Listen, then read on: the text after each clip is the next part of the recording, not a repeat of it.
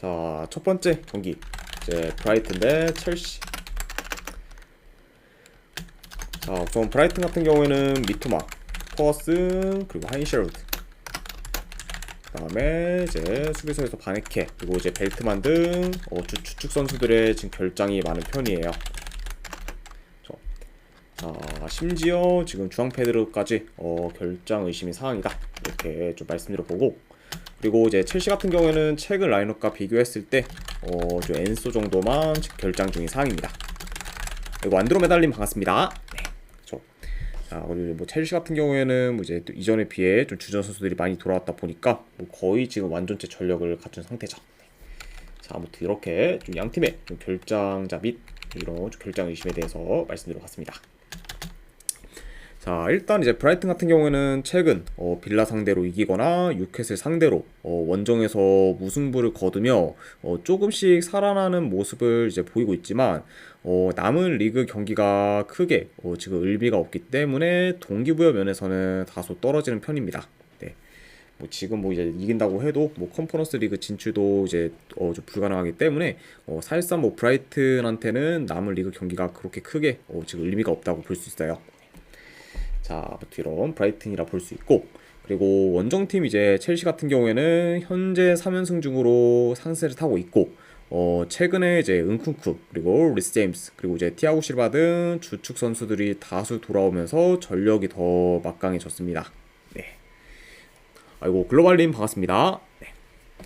자, 뭐 첼시 같은 경우에는 이번 시즌 내내 이제 좀 부상으로 고생을 좀 많이 하다가 이제 뭐 시즌이 거의 끝나갈 때쯤 되니까 이제 완전체 전력을 좀 갖추게 되었죠. 네. 참, 확실히 좀 이런 약간 좀 거의 완전체 전력을 좀 일찍이 만약에 좀 구축이 되었다면은 첼시의 성적이 더 좋았지 않았나 한번 좀 조심스레 예상을 해봤습니다. 네. 자, 아무튼 이렇게 좀 양 팀의 좀 최근상에 대해서 말씀드려봤네요.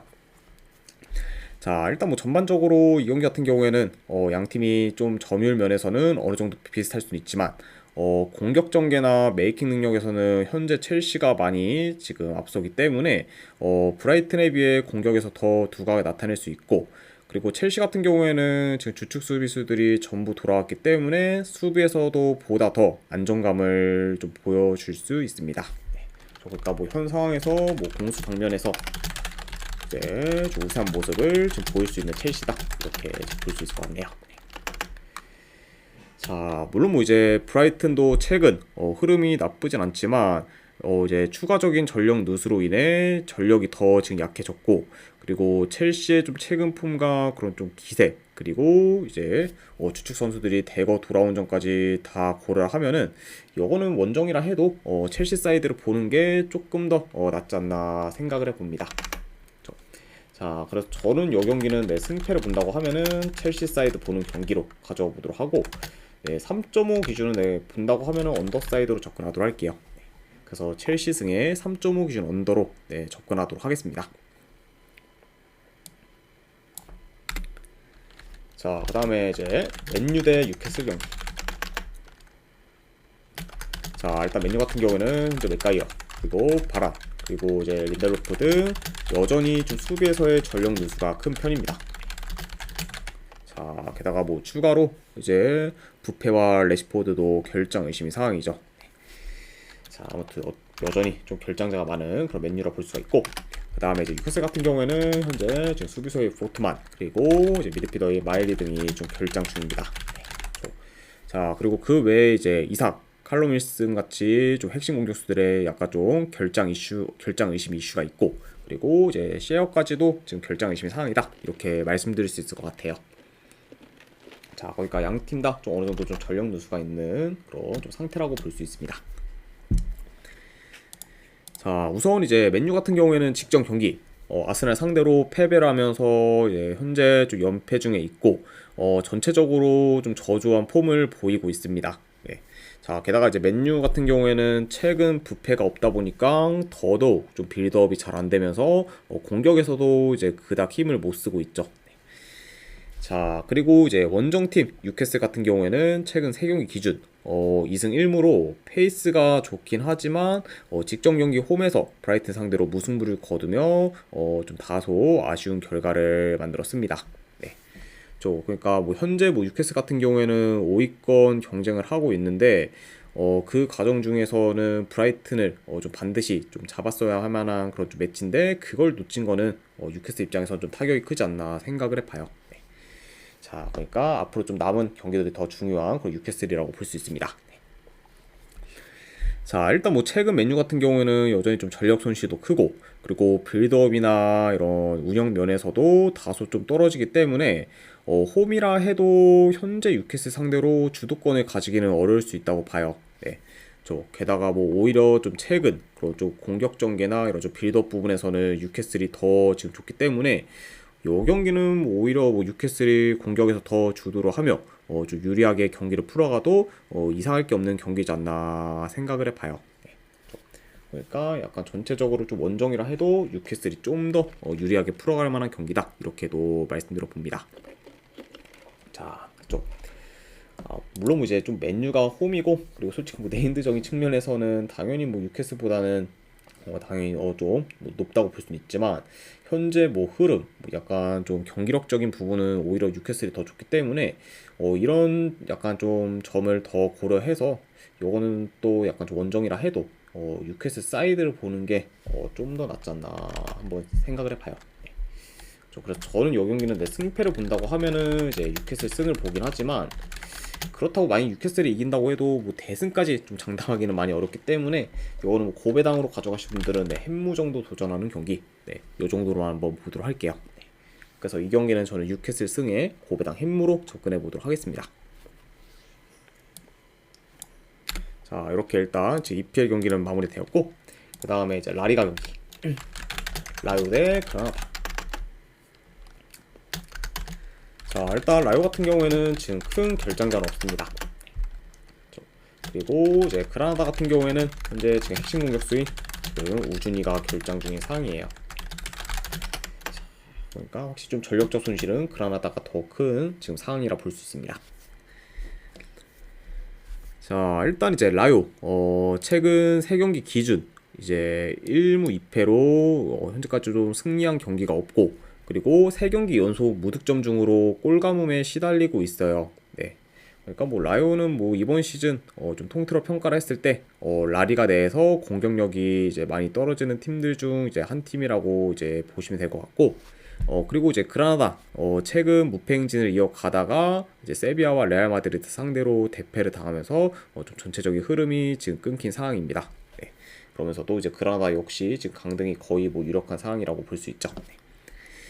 자, 아무튼 이렇게 좀 양 팀의 좀 최근 상황에 대해서 간략하게나마 말씀드려 봤습니다.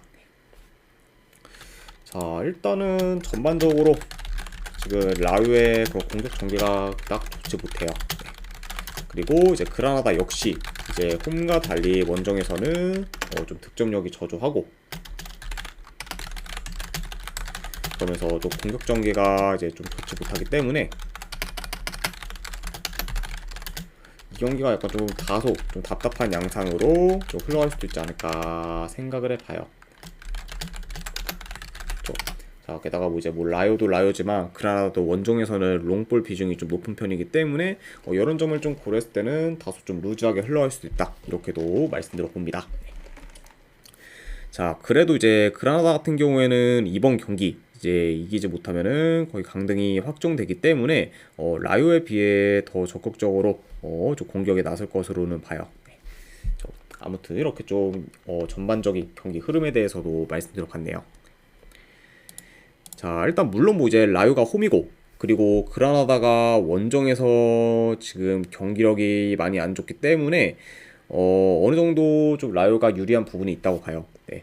게다가 이제 이번 시즌 리그 기준 그라나다가 원정에서 이제 좀 승이 없다는 점까지 이제 좀 고려를 하면은 충분히 뭐 라요가 굉장히 좀 유리한 부분이 있긴 하지만 자, 그렇다고 해도 현재 지금 라요의 그런 좀 경기력을 믿고 1.5대 그런 승배당을 가져가는 거는 배당 대비 크게 좀 메리트가 없지 않나 생각을 해봐요. 네.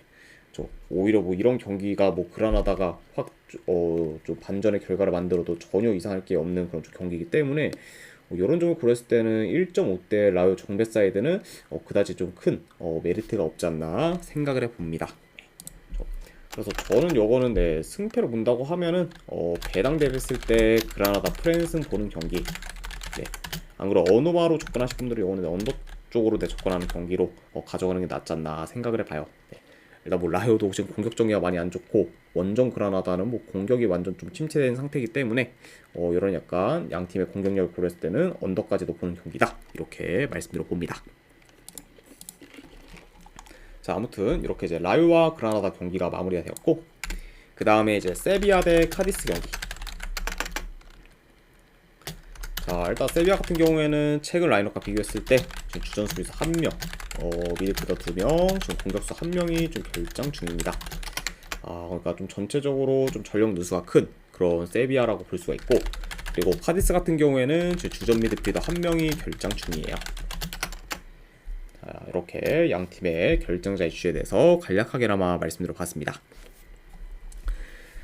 자, 일단 이제 세비야 같은 경우에는 긴 무패 행진을 이어가다가 직전 경기 비아레알 상대로 원정에서 역전패를 당하며 아쉽게 이제 무패 행진이 끊겼습니다. 자, 그리고 이제 뭐 카디스 같은 경우에는 직전 경기 이제 헤타페 상대로 승리를 거두면서 강등권 탈출 가능성이 약간 올랐고 그리고 현재 17위인 셀타비고와는 승점이 5점 차가 나고 있습니다. 네, 그렇죠. 자, 물론 뭐 이제 카디스가 남은 이제 리그 경기 다 이긴다고 해도 잔류가 어려울 수 있긴 하지만 그래도 일단은 다 이기고 봐야 되는 상황이지 않나 생각을 해봐요. 자, 아무튼 이렇게 좀 양 팀의 최근 상황에 대해서 간략하게나마 말씀드려 봤습니다. 자, 일단 뭐 경기 양상을 봤을 때 뭐 현재 좀 세비야의 그런 좀 주축 선수들의 결장이 많다 해도 원정 카디스 상대로는 주도권을 좀 가질 것으로 봐요. 그러면서 좀 더 좀 점유율을 좀 높게 가져가면서 좀 주도권을 좀 가질 것으로 보이고, 그리고 이제 카디스 같은 경우에는 지금 볼을 소유하면은 돌리기보다 좀 바로바로 좀 전진을 해 좀 공격적으로 나설 가능성도 있지 않나 싶어요. 그렇죠. 왜냐면 이제 카디스 같은 경우에도 솔직히 승리 외에는 별로 이제 의미가 없기 때문에 기존보다는 좀 더 적극적으로 플레이할 가능성이 있다 이렇게도 한번 보여집니다. 자, 다만 이제 카디스 같은 경우에는 라리가 내에서 원정 득점력이 가장 낮은 팀인 만큼 공격 전개가 좀 많이 좋지 못해요. 네. 그리고 이제 이번 시즌 원정에서 1승도 없을 정도로 이제 원정 경기력이 많이 안 좋은 팀이기 때문에 홈 세비야 상대로 좋은 경기력을 기대하기는 다소 어렵지 않나 싶습니다. 네, 그렇죠. 오히려 뭐 최근 좀 홈에서의 세비야의 경기력이 좀 굉장히 좀 좋은 점을 고려하면은 좀 경기력 면에서도 세비야가 좀 많이 앞설 수 있지 않나 한번 싶어요. 네. 자, 그러니까 뭐 현 상황에서 솔직히 카디스가 동기부여가 더 크다는 점을 제외하면은 전부 다 열세이기 때문에 이 경기는 그래도 홈 세비야 사이드를 보는 게 좀 더 합리적이지 않나 생각해 봅니다. 그래서 저는 이 경기는 내 승패를 본다고 하면은 그래도 세비야 사이드 보도록 할게요. 세비야 승부는 경기. 자, 어느 반은 조금 고민했는데 이거는 그래도 언더사이드 보도록 하겠습니다. 그렇죠. 아무래도 뭐 카디스가 공격적으로 나선다고 해도 솔직히 좀 득점적인 부분에서 기대가 크게 안 되기 때문에 이런 점을 고려했을 때는 언더까지도 보는 경기 이렇게 가져가 보도록 할게요.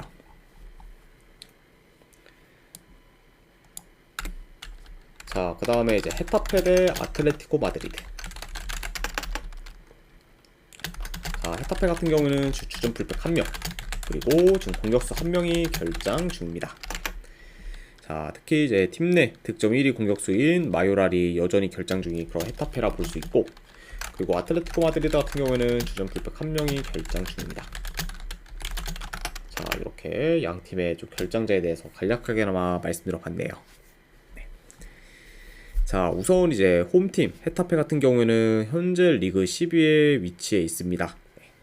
그리고 남은 경기들을 지금 다 이긴다 해도 다음 시즌 국제대회 출전은 불가능하기 때문에 큰 동기부여는 없는 상태예요. 그러니까 약간 좀 이런 지금 헤타페라 볼 수 있고, 그리고 이제 아틀레티코 마드리드 같은 경우에는 3연승 중으로 좋은 흐름을 이어가고 있고 현재 이제 리그 4위로 챔스권에 마무리할 가능성이 굉장히 높은 상황입니다. 그래서 일단 뭐 현재 이제 리그 경기가 딱 세 경기가 남은 상태인데 지금 5위인 이제 빌바오와 승점이 8점 차가 나기 때문에 아틀레티코 마드리드 입장에서는 뭐 무승부만 거둬도 무난히 이제 다음 시즌 이제 좀 챔스 진출권을 확보할 수 있다 이렇게 볼 수 있습니다. 그렇죠. 자, 그리고 가능성은 조금 낮긴 하지만 잘만 하면은 지금 3위권 이상까지도 노려볼 수 있는 그런 아틀레티코 마드리드라고 볼 수 있네요. 자, 아무튼 이렇게 좀 양 팀의 상황에 대해서 말씀드려봤습니다. 자, 일단 뭐 전반적으로 양 팀 다 최근 공격 흐름이 그렇게까지 좋지는 못하지만 그래도 헤타페보다는 아틀레티코 마드리드가 공격에서의 기대치가 더 높고 그리고 공수 밸런스가 더 좋기 때문에 원정이라 해도 충분히 헤타페 상대로 좀 유리한 고지를 점할 것으로 봐요. 네, 그렇죠. 그러니까 뭐 확실히 좀 아틀레티코 마드리드가 좀 주전 라인업만 좀 잘 써서 좀 약간 라인업 장난만 안 친다고 하면은 충분히 좀 헤타페 상대로 좀 주도권을 가지지 않나 생각을 해봅니다. 네. 자, 그래서 뭐 현재 지금 동기부여도 크게 없고 그리고 최근 모멘텀도 많이 떨어진 헤타페 사이드를 보기는 다소 좀 어렵다 보니 요 경기는 승패를 본다고 하면은 원정이라 해도 아틀레티코 마드리드 사이드로 접근하는 게 좀 더 낫지 않나 생각해 봅니다. 그래서 저는 이거는 그래도 승패를 본다고 하면은 아틀레티코 마드리드 사이드 보는 경기 그리고 어느와 본다고 하면은 이건 언더사이드 보도록 할게요. 일단 뭐 아틀레티코 마드리드도 아틀레티코 마드리드긴 하지만 헤타페 지금 공격 흐름이 너무 안 좋기 때문에 이런 점을 고려했을 때는 저득점 양상까지도 보는 경기 이렇게 가져와 보도록 할게요. 자, 그 다음에 이제 셀타비고 대 빌바오 경기. 자, 우선 이제 셀타비고 같은 경우에는 지금 최근 라인업과 비교했을 때 큰 결정자는 없는 상황. 자, 반면에 이제 빌바오 같은 경우에는 좀 결정자가 많네요. 일단 지금 구르제타 그리고 니코 윌리엄스 그리고 이제 산세트 등 지금 핵심 지금 공격 자원들 다수가 좀 결장 중입니다. 그리고 이제 그 외 이제 주력 풀백 한 명도 이제 추가적으로 결장 중이에요.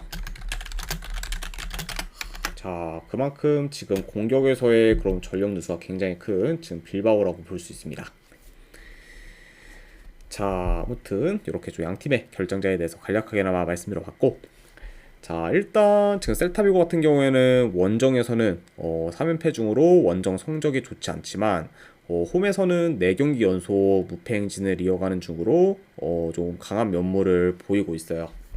그러니까 확실히 좀 최근 홈과 원정에서의 경기만 봤을 때는 홈에서 더 좋은 만큼 좀 편차가 지금 큰 편이다 이렇게 이제 볼 수 있고 그리고 현재 셀타비고 같은 경우에는 리그 17위로 이제 18위인 카디스와는 승점 5점 차가 나고 있습니다. 그러니까 뭐 셀타비고가 심각하게 좀 부진하지만 않으면은 잔류는 거의 지금 확실시 된다고 볼 수 있어요. 자, 그리고 이제 빌바오 같은 경우에는 최근 헤타페 상대로 승리를 거두며 어느 정도 흐름 전환을 하나 했지만 직전 경기 오사수나 상대로 홈에서 간신히 무승부를 거두며 굉장히 좀 저조한 폼을 보였습니다. 그러니까 아직까지 좀 확실히 좀 빌바오가 좀 살아난 상태는 아니다 이렇게 말씀드릴 수 있을 것 같아요. 자, 물론 뭐 이제 빌바오도 굉장히 좀 주축 선수들의 그런 좀 결장이 많긴 하지만 그래도 약간 좀 셀타비고 상대로는 어느 정도 좀 경기를 주도할 것으로 봐요. 아무래도 경기 운영 능력 면에서는 빌바오가 더 낫기 때문에 이런 점을 좀 고려했을 때는 좀 셀타비고 상대로 좀 주도권을 좀 가질 것으로 보고 그리고 측면 수비가 취약한 셀타비고 상대로 좀 측면 위주로 파고들 가능성도 있어 보입니다. 자, 그리고 뭐 이제 셀타비고 역시 워낙 좀 역습 전개가 좀 좋다 보니까 어느 정도 좀 라인이 올라간 빌바오 상대로 좀 효율적인 그런 좀 공격을 좀 선보일 수 있을 것 같네요. 그러니까 양 팀 다 어느 정도 좀 공격에서 두각을 좀 나타낼 수도 있는 경기다 이렇게 말씀드려봐요. 자, 일단 이제 홈 셀타비고와 맞강하고 그리고 빌바오의 전력 누수가 큰 점을 고려하면은 확실히 좀 셀타비고한테 유리한 부분이 좀 있다고 보지만 그래도 빌바오와는 약간 어느 정도 좀 체급차가 나고 그리고 아까도 말씀드렸다시피 경기 운영 능력 면에서도 빌바오가 더 낫다 보니까 셀타비고가 뭐 제 아무리 지금 홈이라 해도 이 빌바오 상대로 약간 좀 쉽게 경기를 풀어가기는 다소 좀 어렵지 않을까 생각을 해봅니다. 그래서 약간 좀 이런 점을 고려했을 때는 저는 이 경기는 네 그래도 승패를 본다고 하면은 빌바오 사이드 보도록 할게요. 네, 빌바오가 역배를 받았다 보니까 빌바오 프랜승 보는 경기. 네, 그 대신에 여거는 고배당으로는 무승부도전. 네, 요 정도로만 한번 보도록 하겠습니다. 그래서 빌바오 프랜승의 무승부로 접근해 보도록 할게요. 자, 그 다음에 이제 리강 경기. 니스 대 파리 생제르맹. 자, 우선 이제 니스 같은 경우에는 지금 큰 결장자는 없습니다. 자, 반면에 이제 파리 같은 경우에는 지금 풀백인 루카스 에르난데스가 결장 중인 상황이고, 그리고 이제 음바페 그리고 덴벨레 같은 경우는 지금 결장 가능성이 좀 높은 상황이에요. 자, 그러니까 약간 좀 이런 점을 좀 고려했을 때는 파리 같은 경우에는 주축 선수들이 좀 대거 결장할 가능성도 염두는 해야 된다. 이렇게 말씀드려 봅니다. 자, 일단 이제 니스 같은 경우에는 현재 연승 중으로 다시 페이스를 끌어올리고 있고, 그리고 현재 리그 5위에 위치해 있어요. 자, 그러니까 일단 뭐 3, 4위 팀인 릴과 이제 브레스트와는 승점 4점 차가 나고 있지만 그 두 팀에 비해 니스가 한 경기 덜 치른 상태이기 때문에 남은 경기들에서 좋은 결과를 만들면 충분히 좀 챔스권으로 이제 마무리할 수 있습니다. 네. 그러니까 뭐 이제 니스 입장에서는 이번 경기도 굉장히 좀 중요한 경기라고 볼 수 있고, 파리 같은 경우에는 이제 챔스에서 도르트문트 상대로 연달아 지며 좀 탈락한 것도 모자라 이제 직전 경기 툴루즈 상대로 홈에서 3대1 패배를 당하며 굉장히 좀 저조한 폼을 보였습니다. 네. 그러니까 뭐 이제 파리 같은 경우에는 좀 최근 조직력이 많이 무너지고, 그리고 전체적으로 좀 턴오버도 많아지면서 굉장히 좀 경기가 지금 안 풀리고 있어요. 네. 그러다 보니까 이제 좀 전반적으로 지금 분위기도 많이 안 좋은 상황이죠. 네. 자, 아무튼 이렇게 좀 양 팀의 좀 최근 상황에 대해서 말씀드려봤네요. 자, 그리고 이제 뿐만 아니라 이제 파리 같은 경우에는 리그 우승을 확정 지었기 때문에 솔직히 남은 리그 경기들은 이제 큰 의미가 없다고 봅니다. 네, 그렇죠. 그러다 보니까 뭐 이번 경기 어느 정도 좀 주전들 다수가 빠질 가능성도 염두는 해둬야 된다. 이렇게 좀 말씀드려봐요. 네. 자, 물론 뭐 이제 그렇다고 해도 아무래도 이제 파리라는 그런 좀 네임돼 있는 팀이 좀 역배를 받은 게 좀 살짝 좀 꺼림칙하긴 하죠. 아무래도 뭐 이제 물론 당연히 이제 음바페, 뭐 이제 덴벨레도 좀 결장 가능성이 높은 상황이고, 그리고 최근 좀 3연패 중으로 이제 흐름이 안 좋긴 하지만 그래도 파리라는 약간 좀 그런 네임밸류 있는 팀이 이것도 니스 상대로 받는 거는 조금 꺼림칙할 수 있긴 하지만, 그래도 뭐 좀 최근 흐름, 경기력, 동기부여 모두 지금 니스가 더 낫기 때문에 그래도 이거는 약간 좀 니스 승무 사이드로 접근하는 게 조금 더 낫지 않나 생각을 해봐요. 네, 그렇죠. 자, 그래서 이거는 약간 조금 고민을 했어요. 근데 이제 당연히 뭐 니스 사이드로 보긴 하는데 이거를 그냥 니스 일반 승으로 가져갈지, 안 그러고 좀 고배당 자비로 가져갈지를 생각을 하다가 좀 고심 끝에 요거는 내 고배당 자비로 접근하는 게 조금 더 낫지 않나 생각을 해서 니스 헨무나 안 그러면 무승부 중에서 하나 골라가는 경기로 가져오기도 할게요. 네. 솔직히 뭐 지금 니스가 뭐 파리 상대로 이긴다고 해도 대승까지 약간 좀 기대하기는 다소 좀 무리가 있다 보니까 뭐 1점 차 정도의 승리를 좀 예상하거나, 안 그러면 파리가 약간 좀 4연패가 없다는 점을 좀 약간 고려하면은 무승부를 좀 접근해보는 경기.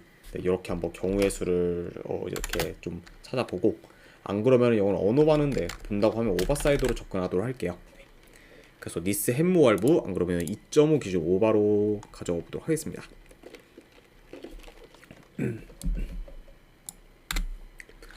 자, 그 다음에 이제 렌스 대 마르세유 경기. 자, 렌스 같은 경우에는 지금 주전 수비수 1명, 그리고 지금 공격수 1명이 결장 중입니다. 자, 그리고 마르세유 같은 경우에는 주전 수비수 1명 결장. 이렇게 이제 양 팀의 결장자를 말씀드렸네요. 그리고 오뮤티자님 반갑습니다. 네.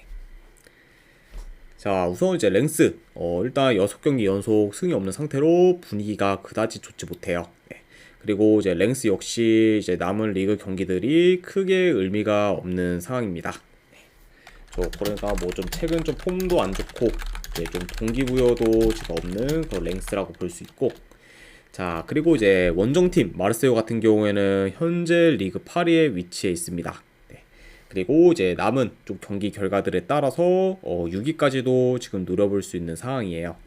좀 그러니까 뭐 일단 뭐 6위로 마무리하면은 다음 시즌 컨퍼런스 리그 출전이 좀 가능하기 때문에 약간 좀 그거를 지금 목표로 어느 정도 리그 경기를 좀 치르지 않을까 생각을 해봅니다.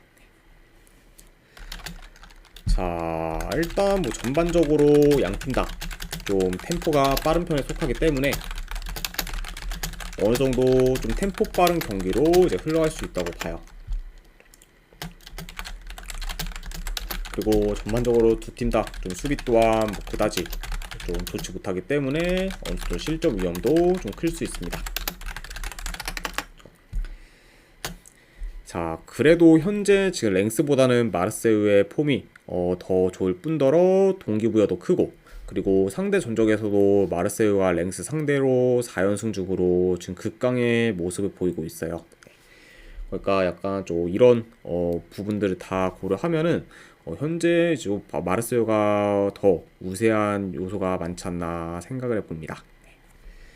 자, 다만 뭐 그냥 한 가지 좀 꺼림칙한 점은 있어요. 네. 왜냐하면 이제 마르세유의 원정 성적을 봤을 때 현재 지금 원정에서 6경기 연속 지금 승이 없는 상태로 지금 원정 성적이 많이 안 좋습니다. 네. 자, 다만 뭐 그거를 감안해도 이번 경기는 그래도 좀 랭스 상대로 좀 좋은 결과를 좀 만들 수도 있지 않을까 한번 생각을 해봅니다. 좀 약간 좀 마르세유의 그 원정 경기력비 성적을 고렸을 때는 좀 꺼림칙한 부분도 있긴 하지만, 그래도 현재 뭐 약간 좀 폼도 안 좋고 동기부여도 없는 그런 랭스 상대로는 그래도 좀 더 근소 우위 정도의 그런 모습 보이지 않나 생각을 해서 이거는 마르세유 사이드 쪽으로 접근하도록 할게요. 네, 마르세유 승보는 경기. 그리고 이거는 고배당으로는 햄무 도전 경기로 가져가 보도록 하고, 그리고 어노바는 이거는 오버사이드로 접근하도록 하겠습니다. 그래서 마르세유 승 고배당 햄무 2.5 기준 오바로 접근해 보도록 할게요. 자, 그 다음에 이제 아탈란타 대 유벤투스 경기. 네. 자, 여기는 이제 코파 이탈리아 결승전 경기고, 자, 요 경기는 이제 로마 구장에서 이제 경기가 치러집니다. 그러니까 이제 중립구장에서 펼쳐진다고 이제 생각하시면 될 것 같아요. 자, 일단 아탈란타 지금 주전 수비수 1명, 그리고 지금 공격수 1명이 결장 중이에요. 네. 특히 지금 핵심 공격수인 스카마카의 부재는 아탈란타 입장에서는 좀 뼈아플 수 있다고 볼 수 있고, 그리고 유벤투스 같은 경우에는 주전 미드필더 1명이 결장 중입니다. 자, 일단 이제 아탈란타 뭐 최근 폼이 굉장히 좀 좋죠. 네, 현재 좀 3연승 중으로 좀 좋은 폼을 유지하고 있고, 그리고 지금 유로파리그뿐만 아니라 코파 이탈리아도 결승전까지 올라오게 되었습니다. 네, 그러니까 뭐 지금 아탈란타 입장에서는 잘하면은 유로파리그 우승컵과 그리고 코파 이탈리아 우승컵 두 개를 좀 가져갈 수도 있는 그런 상황이라고 볼 수 있어요. 자, 그리고 뭐 이제 유벤투스 같은 경우에는 이제 4강에서 이제 라치오를 잡고 이제 결승전에 올라왔습니다. 자, 아무튼 이렇게 좀 양 팀의 좀 상황에 대해서 말씀드려봤네요. 자, 일단 뭐 아탈란타와 달리 유벤투스 같은 경우에는 최근 흐름이 굉장히 안 좋죠. 네, 일단 지금 승이 없는 상태고, 그리고 그러면서 좀 저조한 폼을 좀 보이고 있고, 그리고 특히 유벤투스 같은 경우에는 직전 경기 강등이 확정된 살레르니타나 상대로도 홈에서 간신히 무승부를 거두며 좀 충격적인 결과를 만들었습니다. 자, 그만큼 지금 현재 유벤투스의 그런 경기력이 지금 많이 안 좋은 상황이에요. 자, 게다가 이제 뭐 유벤투스 같은 경우에는 평균적으로 득점력이 안 좋다 보니 좀 지고 있는 상황에서는 역전이 잘 나오질 않고, 그리고 우세하다고 여겨진 경기에서도 공격에서 삽질을 하며 이기지 못하는 경우도 좀 제법 많은 편입니다. 네. 자, 그만큼 좀 이렇게 좀 최근 유벤투스의 그런 좀 안 좋은 점에 대해서 좀 말씀드려봤네요. 네. 자, 물론 뭐 이제 유벤투스가 아탈란타 상대로 2년 넘게 진 적이 없지만 최근 흐름 경기력 모두 이제 아탈란타한테 밀리는 유벤투스이기 때문에 아탈란타를 꺾고 우승을 하기에는 좀 다소 어렵지 않을까 생각을 해봐요.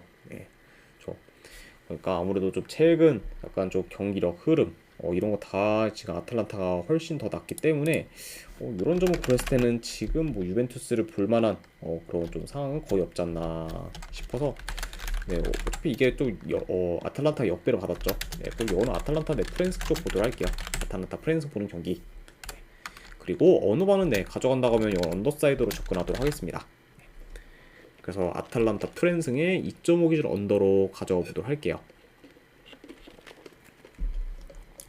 자, 아무튼 이제 이렇게까지 해서 오늘 해외 축구 9경기에 대한 분석은 전부 다 마무리가 되었습니다. 네. 자, 어느 정도 분석이 좀 괜찮다 생각되시는 분들은 추천이나 즐겨찾기 한 번씩 눌러주시면 감사드리고, 그리고 궁금하신 사항 있으시면은 채팅으로 질문 주시면 바로 답변해 드리도록 할게요. 네. 아무튼 이제 오늘도 끝까지 분석 방송 봐주신 분들 대단히 감사드립니다. 네. 감사합니다.